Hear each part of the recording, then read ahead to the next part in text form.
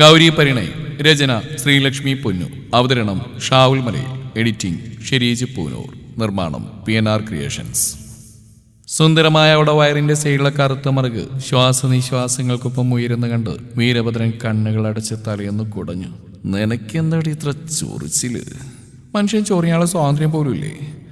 പാറൂസേ, അല്ലെങ്കിൽ നമുക്ക് രാവിലെ പഠിച്ചാലോ?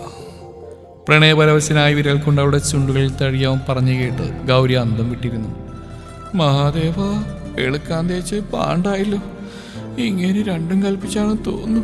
ഇനി ഇങ്ങേരുടെ റൊമാൻസിൽ നിന്ന് എങ്ങനെയാന്ന് രക്ഷപ്പെടുന്നത്? വീരഭദ്രൻ അവളെ പിടിച്ചെഴുന്നേൽപ്പിച്ചുകൊണ്ട് അവന്റെ മടിയിലേക്ക് ഇരുത്തി. നീ എന്നെ വല്ലാതെ മയക്കുന്ന പെണ്ണേ. എന്നിലെ ചെകുത്താനെ ദേവനാക്കാൻ എന്തും മായാചാരമാണ് ഇതിന്റെ കയ്യിലുള്ളത്. ഗൗരിയുടെ മുഖം നാണം കൊണ്ട് ചുവന്നു തൊടുത്തു. വീരഭദ്രൻ പുഞ്ചിരിയോടെ അവളെ കൈകളിൽ കോരിയെടുത്ത് കട്ടിലേക്ക് കൊണ്ടുപോയി. തണുപ്പുള്ള രാത്രിയിൽ പരസ്പരം ചൂട് പറന്നവർ പ്രണയിച്ചുകൊണ്ടിരുന്നു. രാവിലെ കോളേജിൽ പോകാൻ റെഡിയായി വീരഭദ്രൻ താഴേക്ക് വരുമ്പോഴാണ് മനുവിന്റെ ഫോൺ വന്ന്. അവൻ അറ്റൻഡ് ചെയ്തിട്ട് സംസാരിക്കാനായി പുറത്തേക്ക് പോയി. കണ, നീ പറഞ്ഞ ശരിയാ, കക്ഷി ലാൻഡ് ചെയ്തിട്ടുണ്ട്. പിന്നെ നമ്മുടെ രണ്ടാളുകൾ അവരുടെ കൂടെ കയറി പറ്റിയിട്ടുണ്ട്. മനു പറഞ്ഞു കേട്ട് വീരഭദ്രൻ പകയോടെ പുഞ്ചിരിച്ചു. അവനപ്പോൾ വേട്ടക്കാരന്റെ മുഖമായിരുന്നു, ഇരയെ കിട്ടിയ സന്തോഷവും. എന്നാ മനു കേട്ടോ അവരുടെ പ്ലാന്? ഗൗരിയുടെ മമ്മിയും ഡാഡിയും ഇന്ന് രാത്രിയാണ് പൊക്കാനാ പ്ലാൻ. അപ്പം അത് പ്രവീണിനുള്ള കൊട്ടേഷൻ ആണല്ലോ. പക്ഷേ ഇന്ന് രാത്രി വിബിയെ പൊക്കാൻ ഒരു പ്ലാൻ ചെയ്തിട്ടുണ്ട്. അത് നിനക്കുള്ള പണിയാണ്. വിബിയുടെ പുറകെ ഗുണ്ടകൾ വിട്ടിട്ടുണ്ട്. സമയത്ത് വരുമ്പോൾ പൊക്കാം. ഞാൻ വരണോ? മനുവിൻ്റെ ശബ്ദത്തിലുള്ള സംശയവും ആദ്യം വീരഭദ്രന് മനസ്സിലായി. വേണ്ട മനുവേട്ടാ, ഞാൻ ഒറ്റയ്ക്ക് മതി. മനുവേട്ട എനിക്കൊരു സഹായം കൂടി ചെയ്യണം. സിദ്ധാർത്ഥിൻ്റെ ലോക്കറിൽ കണ്ട പെൺകുട്ടിയുടെ അഡ്രസ്സ് ഞാൻ അയച്ചു തരാം. അവരെക്കുറിച്ച് ഒന്ന് അന്വേഷിക്കണം. അതിനെന്താ, നീ ഇപ്പം തന്നെ അയച്ചോളൂ. പിന്നെ സൂക്ഷിക്കണം. മനുവിൻ്റെ സ്നേഹവും കരുതലും അവന് നന്നായിട്ട് അറിയാം. മനുവേട്ടൻ മേടിക്കണ്ട, ഞാനെല്ലാം പ്ലാൻ ചെയ്തിട്ടുണ്ട്. പിന്നെ രാത്രി വരെ കാത്തിരിക്കാൻ എനിക്ക് ക്ഷമയില്ല. അതുകൊണ്ട് വിബിയെ ഇപ്പം തന്നെ അവന്മാർ പൊക്കട്ടെ, അല്ലേ മനുവേട്ടാ? അപ്പുറത്ത് മനം പൊട്ടിച്ചിരിക്കുന്ന ശബ്ദം കേട്ട് വീരഭദ്രൻ ചിരിയോടെ ഫോൺ വെച്ചു. നീ എവിടെയായിരുന്നു കണ്ണ? നിന്നെ കാണാത്തതുകൊണ്ട് ഞങ്ങൾ കഴിക്കാൻ തുടങ്ങി. കഴിച്ചോടെ വിബി. അന്ന് വൈദ്യൊഴിക്കാതിരുന്ന സുഖല്ലേ? വീരഭദ്രൻ ചോദിച്ചിട്ടാണ് എല്ലാവരും വൈദ്യുവിനെ ശ്രദ്ധിച്ച്. മുഖം ഇരുണ്ടിരിക്കുന്നു.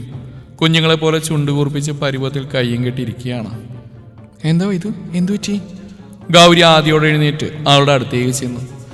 അത് ഈ വിപ്പിച്ചേട്ടൻ പറയാ, എനിക്ക് ഗൗരി ചേച്ചിക്ക് ഡാൻസ് കളിക്കാൻ അറിയില്ലെന്ന്. ചേച്ചി നാളെന്നോട് പറഞ്ഞില്ല ഡാൻസ് അറിയാമെന്ന്. ഇല്ല വൈദു, നീ പറഞ്ഞ പച്ചക്കള്ള ബെറ്റുണ്ടോ? അടുത്ത മാസം ആർട്സ് ഡേയിൽ ഗൗരി കളിച്ചാ നീ പറയുന്ന പറയാൻ കേൾക്കാം. ഇല്ലെങ്കിൽ നിന്നെ ഞാൻ നിന്റെ വീട്ടിൽ കൊണ്ടുനിർത്തു. ഗൗരി പരിഭ്രമത്തോടെ വിബിയെ നോക്കി. ബെറ്റ് ഞാൻ സമ്മതിച്ചിരിക്കുന്നു. എൻ്റെ ഗൗരി ചേച്ചി എനിക്ക് വേണ്ടി ഉറപ്പായിട്ട് ആർട്സ് ഡേ കളിക്കും, ഇല്ലേ? ഗൗരി ഞെട്ടലോടെ വൈദ്യുവിനെ നോക്കി. ഗൗരിയുടെ മുഖത്ത് ആശയക്കുഴപ്പം കണ്ട് സംഗതി ഏറ്റ പോലെ വിബി വീരഭദ്രനെ നോക്കി തംസപ്പ് കാണിച്ചു. സമ്മതിക്കും മോളെ. സരോജിനി അമ്മ വൈദ്യുവിനെ പിന്താങ്ങി. സമ്മതിക്കോരി? കാർത്തു. സമ്മതിക്കടി വിഷ്ണു. ഗൗരി പകപ്പോടെ വീരഭദ്രന്റെ മുഖത്തേക്ക് നോക്കി. അവന്റെ കണ്ണുകളിൽ അപേക്ഷയായിരുന്നു. അത് കണ്ടത് അവൾ യാന്ത്രികമായി ശരിയെന്ന് തലകുലുക്കി. എല്ലാവരും ചിരിയോടെ കൈയടിച്ച് ഗൗരിക്ക് നന്ദി പറഞ്ഞു. വീരഭദ്രന്റെ മനസ്സ് നിറഞ്ഞിരുന്നു. ആദ്യമായി കണ്ട വേഷത്തിൽ അവൾ ഒന്നുകൂടി കാണാൻ അവൻ അത്രയും ആഗ്രഹിച്ചിരുന്നു. ഇന്ന് വൈദ്യുവിന്റെ മൂന്ന് മാറ്റാം. ക്ലാസ് കഴിഞ്ഞ് നമുക്ക് നേരെ ബീച്ചിലേക്ക് പോയാലോ? അത് കേട്ടപ്പോൾ എല്ലാവർക്കും വലിയ ഉത്സാഹമായി. പക്ഷേ വീരഭദ്രന്റെ മനസ്സ് പല കണക്കൂട്ടലുകളും നടത്തിക്കൊണ്ടിരുന്നു. കോളേജിൽ ചെന്നിറങ്ങുമ്പോൾ തന്നെ കണ്ടു മെയിൻ ബിൽഡിംഗിന് മുമ്പിൽ നാണം കുണുങ്ങിക്കൊണ്ട് നിൽക്കുന്ന ബോബിയെ. ഗൗരി, ദേ നിനക്കുള്ള അടുത്ത പണി, വിഷ്ണു ഗൗരിയുടെ ചെവിയിലായി പറഞ്ഞു. ഗൗരി തിരിഞ്ഞ് വീരഭദ്രനെ നോക്കി. വിബിയുമായി വലിയ ചർച്ചയിലാണ്. കാർത്തുവും വൈദ്യവും ക്ലാസ്സിലേക്ക് പോയി. ചെകുത്താൻ കാണാതിരുന്നാൽ മതിയായിരുന്നു. ബോബി നാണത്തോടെ അവിടെ അടുത്തായി വന്നു. പാർവതി, എന്നെ കാണാൻ അത്രയ്ക്ക് സൂപ്പറാണോ? മഹാദേവ, ഇവൻ കാട്ടുകോഴിയായിരുന്നോ? പറയൂ പാർവതി, താൻ ഇന്നു മുതലാ എന്നെ ശ്രദ്ധിക്കാൻ തുടങ്ങിയത്? വിഷ്ണുവും ഗൗരിയും പരസ്പരം നോക്കി നെടുവീർപ്പെട്ടു. ഇനി ഇതിനെ ഒഴിവാക്കണ്ടേ? ബോബി, നിനക്ക് ജാതകത്തിൽ വിശ്വാസമുണ്ടോ? ഗൗരിക്ക് വേണ്ടി ഏത് ജാതകത്തിലും വിശ്വസിക്കാൻ ഞാൻ തയ്യാറാണ്. കാരണം എനിക്കിഷ്ടപ്പെട്ടു ഒരുപാട്. എൻ്റെ മുഖം മനസ്സിലുള്ളതുകൊണ്ടല്ലേ ഗൗരി എൻ്റെ പടം വരച്ച്. അത്രയ്ക്ക് ഇഷ്ടമാണ് എന്നെ. അവൻ്റെ കോപ്രായങ്ങൾ കണ്ട് വിഷ്ണു കണ്ണുമിഴിഞ്ഞ് നിൽക്കുകയാണ്. ഗൗരി, ഇവരെ നാണത്തിരി ഓവറാവുന്നുണ്ടോ? വിഷ്ണു സ്വകാര്യമായി ഗൗരിയുടെ ചെവിയിൽ പറഞ്ഞു. എന്താ രണ്ടുപേരും കൂടി ഒരു സ്വകാര്യം? ബോബി പാർവതി നോക്കി സൈറ്റ് അടിച്ചുകൊണ്ട് ചോദിച്ചു. ഗൗരി ഞെട്ടലോടെ തിരിഞ്ഞു നോക്കി. വീരഭദ്രൻ ഗൗരവത്തോടെ കുറച്ചകലെന്ന് അവരെ നോക്കുന്ന കണ്ട് ഗൗരി പെട്ടെന്ന് മുഖം തിരിച്ചു. അത് ബോബിയുടെ സമയം തീരെ ശരിയല്ല. ഇന്ന് ചന്ദ്രനിൽ ബുധൻ വരുന്ന ദിവസമായതുകൊണ്ട് ബോബിക്ക് ശത്രുദോഷം, മാനഹാനി, ശരീരത്തിന്റെ എല്ലുകളൊടിയിൽ തലക്കടി, ഇരുട്ടടി, ചിലപ്പോൾ അന്ത്യം വരെ സംഭവിക്കാം. ഗൗരി കപട സഹതാപത്തിൽ പതിഞ്ഞ ശബ്ദത്തിൽ പറഞ്ഞു കേട്ട് ബോബി ചെറിയ പരിഭ്രമത്തോടെ അവളെ നോക്കി. നേരാണോ പാർവതി? എന്തെങ്കിലും പരിഹാരം? ഒരു പരിഹാരമുണ്ട്. കുറച്ചുനാൾ പാർവതിയോട് സംസാരിക്കാനേ പോകരുത്. പാർവതിയുടെ മുഖത്ത് പോലും നോക്കരുത്.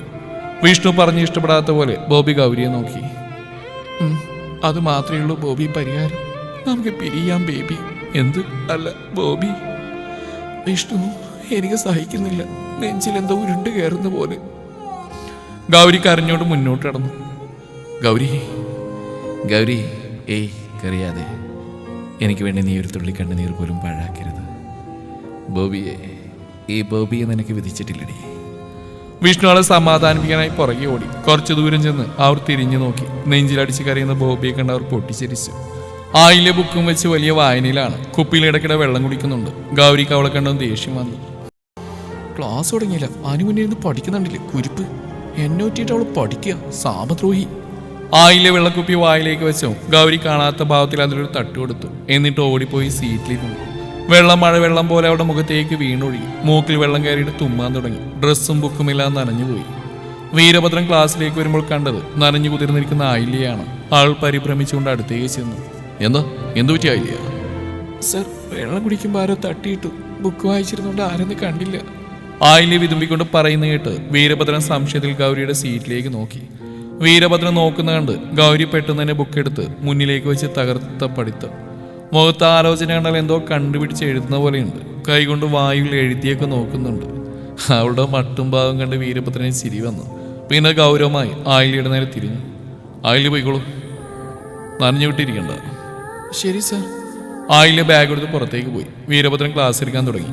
ഗൗരിക്ക് വലിയ താല്പര്യമില്ലാത്ത കാര്യമായതുകൊണ്ട് അവൾ അവളുടെ ദേവനെയും വായി നോക്കിയിരുന്നു. അടുത്ത പീരീഡ് ടീച്ചേഴ്സ് ക്ലാസ് എടുക്കുമ്പോഴും ഗൗരി സുഖമായി ഉറങ്ങി. ഉച്ച ക്ലാസ് കഴിഞ്ഞതും എല്ലാവരും ബീച്ചിലേക്ക് പോയി. കരയിലേക്ക് അടിച്ചു കയറി പതഞ്ഞ് തിരികെ പോകുന്ന തിരമാലയിൽ ഓടിയിറങ്ങുന്ന വൈദുവിനെ പുഞ്ചിരിയോടെ നോക്കി നിൽക്കുകയായിരുന്നു വിബി. വൈദുവിന്റെ കൂടെ വിഷ്ണുവും കാർത്തുവും ഗൗരിയും ഓടുന്നുണ്ട്. വിബി, കുറച്ചു ദിവസം ഞാൻ ശ്രദ്ധിക്കുന്നു. നിനക്കെന്തോ വിഷമമുണ്ട്?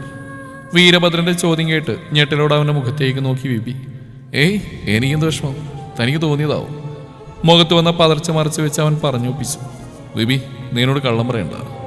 നിന്റെ മുഖം അറിയാൻ ഞാൻ അറിയും. എന്നെ സ്വന്തമായിട്ടാണ് നീ കാണുന്നെങ്കിൽ എന്നോട് പറ.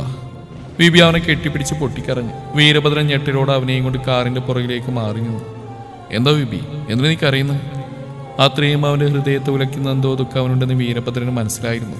നിനക്കറിയോ, എൻ്റെ പ്രാണന്, എൻ്റെ ജീവന, എൻ്റെ വൈദു. വാക്കുകൾക്കിടയിൽ അവന്റെ തേങ്ങൽ ഉയർന്നു കേട്ടു. അതിനിപ്പോ എന്താടാ, നിന്റെ കൂടെയില്ല അവള്? വീരഭദ്രന്റെ ശബ്ദത്തിൽ നേരിയ ശാസനയുണ്ടായിരുന്നു. ഉണ്ട്. എൻ്റെ വീട് സ്വർഗമായത് അവൾ വന്നതിന് ശേഷം. അവളുടെ കുറുമ്പുകളും വാശിയൊക്കെ സഹായിച്ചു കൊടുക്കുന്ന ഒരുപാട് ഇഷ്ടം എനിക്ക്. അവളുടെ സ്വഭാവം പെട്ടെന്ന് മാറും. ചിലപ്പോൾ എന്നെ ഉപദ്രവിക്കും, ചിലപ്പോൾ സ്നേഹിച്ച് പുറകെ നടക്കും. വിബി വീരഭദ്രനിൽ നിന്ന് മാറി കടലിൻ്റെ വിദൂരതയിൽ നോക്കി നിന്നു. ഈടായിട്ട് ഉറക്കത്തിൽ പ്രിവിയേട്ടാന്ന് വിളിച്ച് കരയാറുണ്ട്. നേരം വെളുക്കുമ്പോൾ മറന്നു പോകും. വിബിയുടെ കണ്ണുകൾ തോരാതെ പെയ്തു. അവൾ ഓരോ വട്ടം പ്രിവിയേട്ടാന്ന് വിളിക്കുമ്പോൾ ചങ്ക് തറന്നു കൂടാ. ഓർമ്മ തിരികെ കിട്ടുമ്പോൾ അവൾ എന്നെ വിട്ടു പോകും കണ്ണ. അങ്ങനെ സംഭവിച്ചാൽ പിന്നെ വിബിയെ പിന്നെ ആരും കാണില്ല. അവൻ നിറഞ്ഞൊഴുകുന്ന കണ്ണുകൾ തുടച്ചു മാറ്റി. വീരഭദ്രന് അവനെങ്ങനെ ആശ്വസിപ്പിക്കണമെന്നറിയാൻ നിന്നു. വിബി, നീ വിഷമിക്കാതാടാ. അവൾ മനസ്സിലാക്കും നിന്നെയും നിന്റെ സ്നേഹത്തെയും. അത് പോട്ടെ, ഇവരെ കൊണ്ടുവിടണ്ടേ? കൊണ്ടുവിടണം. നിനക്ക് പേടിയുണ്ടോ വിബി അമ്മയുടെ കൂടെ പോകാൻ? മറുപടിയായി വിബി വീരഭദ്രന്റെ കൈകൾ കൂട്ടിപ്പിടിച്ചു. നീയുള്ളപ്പോൾ ഞാൻ എന്തിനാണ് പേടിക്കുന്നത്? അമ്മരെ നമുക്ക് പൂട്ടണ്ടേ? അതേടാ, ഇനിയെങ്കിലും പേടിയില്ല, സ്വസ്ഥമായിട്ട് നമുക്ക് ജീവിക്കണം. വീരഭദ്രന്റെ കണ്ണിൽ പകയുടെ ചുവപ്പ് വരന്നു. കടലിൽ നിന്നും പാടുവിട്ട് ഓരോന്നിനെയും വലിച്ച് കാറിൽ കയറ്റി. പോകുന്ന വഴി വിബി ഒരു ബേക്കറിൽ ഇറക്കി വിട്ട ശേഷം വീരഭദ്രൻ കാറും എടുത്ത് പോയി. ബേക്കറിയിൽ നിന്ന് ഐസ്ക്രീമും കേക്കും വാങ്ങി വിബി പുറത്തേക്ക് ഇറങ്ങി. റോഡിലൂടെ ഒരു ഓട്ടോ കൈ കാണിച്ചു. ഓട്ടോയിൽ കയറി കുറച്ച് മുന്നോട്ട് പോയപ്പോൾ തന്നെ 2 കാറുകൾ തന്നെ പിന്തുടരുന്ന കണ്ട് വിബിയുടെ ചുണ്ടിൽ പുഞ്ചിരി വിരിഞ്ഞു. ആളൊഴിഞ്ഞൊരു സ്ഥലത്തെത്തിയതും ഒരു കാർ ഓട്ടോയെ ഓവർടേക്ക് ചെയ്ത് മുന്നിലേക്ക് നിർത്തി. അതിൽ നിന്ന് മസിൽ വീർപ്പിച്ച 4-5 പേര് പുറത്തേക്ക് ഇറങ്ങി. ആരാണ് നീയൊക്കെ? എന്തിനാണ് വണ്ടിക്ക് വട്ടം വെക്കുന്നത്? ഓട്ടോ ചേട്ടൻ അവരുടെ നേരെ ആക്രോശിച്ചുകൊണ്ട് ഓട്ടോയിൽ നിന്ന് ഇറങ്ങി. അതിലൊരുത്തൻ ഓട്ടോ ചേട്ടന്റെ കഴുത്തിൽ പിടിച്ച് പുറകിലേക്ക് തള്ളിയതും അയാൾ ഓട്ടോയിലേക്ക് വന്ന് വീണ് വണ്ടിയൊന്ന് കുലുങ്ങി. വിബി പരിഭ്രമത്തോടെ ഓട്ടോയിൽ നിന്നിറങ്ങി. എന്താ, ആരും നിങ്ങളൊക്കെ? എന്തിനാൾ അടിക്കുന്നത്? തൂക്കിയെടുത്ത് വണ്ടി കയറ്റടവനെ. പുറകിൽ നിന്നവരോട് ആജ്ഞാപിച്ചുകൊണ്ട് അയാൾ വണ്ടിയിലേക്ക് കയറിയിരുന്നു. ബാക്കിയുള്ള 3 പേർ വിപിന് നേരെ പാഞ്ഞെടുത്തു. അവരുടെ പിടിയിൽ നിന്ന് കുതിരാൻ നോക്കിയെങ്കിൽ അവന് സാധിച്ചില്ല. എന്റെ കേക്ക് അതിക്ക് താടാ, എന്നെ വൈദ്യുവിന്റെ പിറന്നാട് വാങ്ങിയ താടാ. വിബി അപേക്ഷിക്കുന്നതായിട്ട് പിടിച്ചു വാങ്ങിയ കവർ അവർ വണ്ടിയിലേക്ക് ഇട്ടു. നിന്റെ വൈദ്യുവിന്റെ ബർത്ത്ഡേ നമുക്ക് ഒരുമിച്ച് ആഘോഷിക്കാടാ. ഒരുത്തം ഭക്ഷണം ചിരിയോടെ പറഞ്ഞുകൊണ്ട് വിബിയെ പിടിച്ച് വണ്ടിക്കകത്തേക്ക് ആഞ്ഞു തള്ളി. വിബി സീറ്റിലേക്ക് തലയിടിച്ച് വീണു. നെറ്റിയിൽ തിരുമ്മിക്കൊണ്ട് വിബി സീറ്റിൽ പിടിച്ച് പതിയെ എഴുന്നേറ്റു. സീറ്റിൽ കിടന്ന കേക്കിന്റെ കവറെടുത്ത് നെഞ്ചോട് ചേർത്ത് പിടിച്ച് വിബിയെയും കൊണ്ട് വണ്ടി ചീറിപ്പാഞ്ഞു. ഒരു പഴയ വീണുമ്പിൽ വണ്ടി ഇരമ്പലോടെ വന്നു നിന്നു. വണ്ടിയിൽ നിന്ന് വിബിയെ ഗുണ്ടകൾ വലിച്ചിറക്കി. ഇതെവിടെയാ, എന്നിതിനെ നിങ്ങൾ ഇങ്ങോട്ട് കൊണ്ടുവന്ന്? വിബിയുടെ ചോദ്യം അവഗണിച്ച് ഗുണ്ടകൾ അവനെ വീടിനകത്തേക്ക് വലിച്ചു കയറ്റി. ഓടിയിട്ട ഒരു പഴയ വീടായിരുന്നു. ചുറ്റും വീടുകളൊന്നുമില്ലാത്തതും വിബി ശ്രദ്ധിച്ചിരുന്നു. ഒരു കോർണറിലായി കുറച്ച് ചാക്കിട്ടുകൾ കൂട്ടിയിട്ടിരിക്കുന്നു. സൈഡിലായി ഒഴിഞ്ഞ മദ്യക്കുപ്പികളും സിഗരറ്റിന്റെ കുറ്റികളും എന്തോ വസ്തു ചീഞ്ഞ് നാറുന്ന പോലെയുള്ള ദുർഗന്ധവും. ഇവന്റെ കയ്യിൽ മൊബൈൽ വല്ല ഉണ്ടോ നോക്കടാ. ഗുണ്ടകളിരുത്തം പറഞ്ഞിട്ട് കറുത്തടിച്ച് ഒരാൾ വന്ന് വിബിയുടെ പോക്കറ്റിലും ശരീരത്തിലൊക്കെ തപ്പി നോക്കി. അവൻ പിടിച്ചിരുന്ന കേക്കിന്റെ കവർ പരിശോധിച്ച് വാങ്ങി. അതെല്ലാം തുറന്ന് പരിശോധിച്ചു. കേക്കിൽ ഹാപ്പി ബർത്ത്ഡേ വൈദ്യു എന്ന് എഴുതിയിരിക്കുന്നുണ്ട്. അയാൾ വശഞ്ചിരിയോടെ കുറച്ച് കേക്ക് മുറിച്ചെടുത്ത് വായിൽ വെച്ചു. വിബി അനിഷ്ടത്തോടെ ദേഷ്യത്തിൽ അവനെ നോക്കി. എന്താണാ നോക്കുന്നത്? ഞങ്ങളുടെ ബോസ് വരുന്നവരെ നിനക്കൊക്കെ ആയുസുള്ളൂ, അതുവരെ നീ ഇവിടെ കിടക്ക്. വിബിയെ പിടിച്ച് മുറിയിലേക്ക് തള്ളി. കേക്കിന്റെ കവർ അവന്റെ മുഖത്തേക്ക് എറിഞ്ഞു കൊടുത്തു. അവർ പുറത്തുനിന്ന് വാതിൽ വലിച്ചടച്ചു. വണ്ടികൾ ഗേറ്റ് കടന്നു പോയെന്ന് ഉറപ്പുവരുത്തിയിട്ട് വിബി വേഗം കവർ തുറന്ന് കേക്ക് പുറത്തേക്ക് എടുത്തു. അതിന്റെ അടിഭാഗം തുറന്ന് അതിനകത്ത് പ്ലാസ്റ്റിക് കവറിൽ പൊതിഞ്ഞു വെച്ചിരുന്ന മൊബൈൽ പുറത്തെടുത്തു. വിബി, നിനക്ക് കുഴപ്പമൊന്നുമില്ലല്ലോ, നീ ഓക്കെ അല്ലേ? വീരഭദ്രൻ ആദിയോട് ചോദിച്ചു. ഇല്ലടാ, ഞാൻ ഓക്കെയാണ്. എന്നെ മുറിയിലടച്ചിട്ട് അവന്മാർ പോയി. വൈദ്യുവിടെ കണ്ണ എന്നെ ചോദിച്ചവള്? നിന്നെ ചോദിച്ചു ഒരുപാട് വട്ടം, നീ വിഷമിക്കണ്ട, അവൾക്ക് നിന്നോട് സ്നേഹമുണ്ട്. വീരഭദ്രന്റെ വാക്കിൽ കേട്ട് തന്നെ മനസ്സൊന്ന് തണുത്ത പോലെ വിപിക്ക് തോന്നി. നിന്നെ അവർ ഉപദ്രവിച്ചോടാ? വീരഭദ്ര ഉത്കണ്ഠയോട് ചോദിച്ചു. ഇല്ലാണോ, എന്നെ അവരും ചെയ്തില്ല. ബോസ് വരുന്നവരെ നീ ജീവനോട് കാണുമെന്നൊക്കെ പറഞ്ഞിട്ട് പോയി. നീ പേടിക്കണ്ട, നിന്നെ പിടിക്കാൻ വന്നതിൽ ഒരാൾ മനുവട്ടമിട്ട ആളാ. നീ കുറച്ചു നേരം വിശ്രമിക്കും വിബി, അപ്പോഴേക്കും അവിടെ ബോസ് എത്തും. വീരഭദ്രൻ കളി പോലെ പറഞ്ഞിട്ട് വിബി ചിരിച്ചു. വീണ്ടും മുമ്പിൽ വണ്ടി വന്ന് നിൽക്കുന്ന ശബ്ദം കേട്ട് വിബി ധൃതിയിൽ ഫോൺ കട്ട് ചെയ്ത് കേക്കിനടിയിൽ തന്നെ ഒളിപ്പിച്ചു. ആരോ വാതിൽ തുറക്കുന്ന ഒച്ച കേട്ട് വിബി ജനലിൽ സൈഡിലായി പോയി നിന്നു. മുറിക്കകത്തേക്ക് കയറി വന്ന പ്രവീണിനെ കണ്ട് വിബി ഞെട്ടിലോടെ മുഖം ചുളിച്ചു. ദൈവമേ, ഇവനാണ് ഒറിജിനൽ വില്ലൻ. ഇങ്ങനെ ടെസ്റ്റ് ഞാൻ പ്രതീക്ഷിച്ചില്ലല്ലോ. ആലോചനയോടെ നിന്ന് വിബിയുടെ കാലിന്റെ അടുത്തായി പൊടുന്നതിനെ ആരോ പിടിച്ച് തള്ളിയ പോലെ പ്രവീൺ വന്ന് വീണതും വിബി ഞെട്ടി വാതിലേക്ക് നോക്കി. മുന്നിൽ ക്രൂര്യത നിറഞ്ഞ മുഖവും ചുവന്ന കണ്ണുകളുമായി നിൽക്കുന്ന സിദ്ധാർത്ഥിനെ കണ്ട് വിബി അന്തം വിട്ട് നിന്നു. ഇപ്പൊ ശരിയായി, ഈ ശത്രുവിനെ ഞാൻ പ്രതീക്ഷിച്ചതാ. താഴെ വീണിടക്കുന്ന പ്രവീണിനെ കണ്ട് സഹതാപം തോന്നിയെങ്കിലും എന്തോ അവന് സഹായിക്കാൻ തോന്നിയില്ല. വൈദ്യുവിന്റെ പ്രവിയേട്ടാന്നുള്ള വിളി അവന്റെ ചെവിയിൽ മുഴങ്ങി കേട്ടു. സിദ്ധാർത്ഥ അകത്തേക്ക് കയറി അവരുടെ അടുത്തായി വന്നു.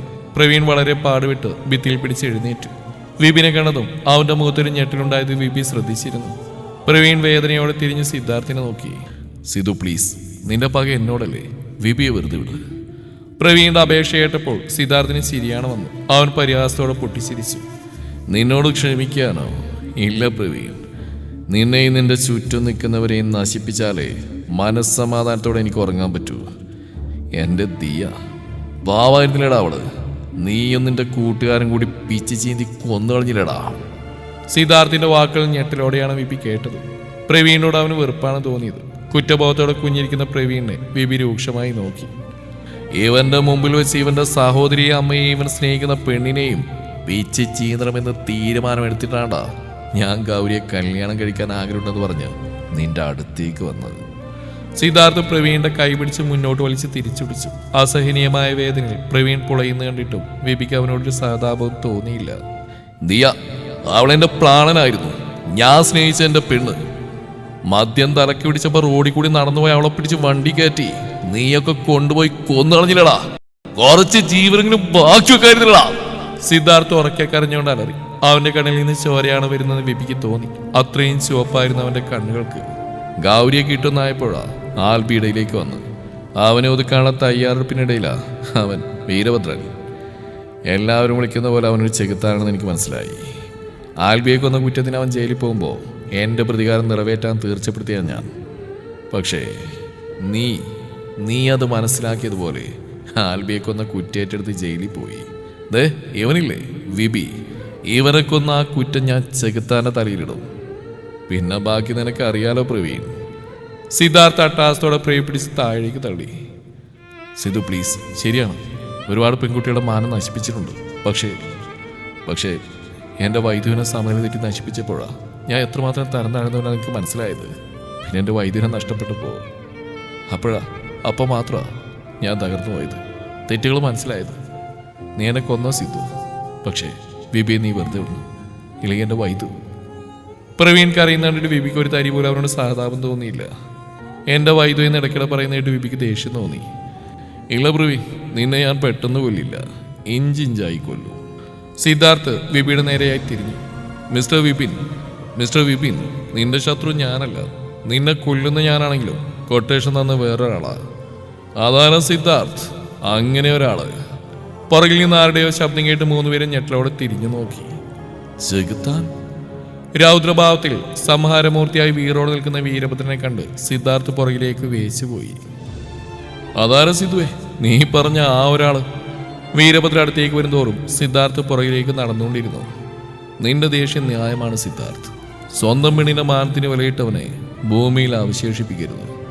പക്ഷേ ഒരു പെണ്ണിന്റെ മാനത്തിന് പകരം തീർക്കേണ്ടത് വീട്ടിലിരിക്കുന്ന പെണ്ണുങ്ങളുടെ ചാരിത്രം നശിപ്പിച്ചിട്ടല്ല, അത് ചെയ്തവനെ നശിപ്പിച്ചുകൊണ്ടാ. സിദ്ധാർത്ഥ് പതിരി നിൽക്കുകയാണ്. വീരഭദ്രൻ അവൻ പ്രതീക്ഷിച്ചില്ലെന്ന് അവന്റെ മുഖഭാവം കണ്ടാൽ അറിയാം. ഞാൻ വിബിയെ ഇങ്ങോട്ട് അയച്ചത് മുങ്ങിയിരുന്ന് നിന്നെ പൊക്കാൻ വേണ്ടിയാ സിദ്ധു, അല്ലാതെ ഹീറോയിസം കാണിക്കാനല്ല. സിദ്ധുവിന്റെ കയ്യിലെ ഫോൺ അടിച്ചതും വീരഭദ്രൻ പറയുന്ന നിർത്തി അവനെ ശ്രദ്ധിച്ചു. സിദ്ധു പതർച്ചയോടെ ഫോൺ എടുത്തു വീരഭദ്രനെ വാങ്ങി സ്പീക്കർ ഫോണിലിട്ടു. എനിക്കറിയാം വീരഭദ്രൻ, നീ ഇത് കേൾക്കുന്നുണ്ടെന്ന്. നിന്റെ പ്ലാൻ ഞാൻ മുൻകൂട്ടി കണ്ടിരുന്നു.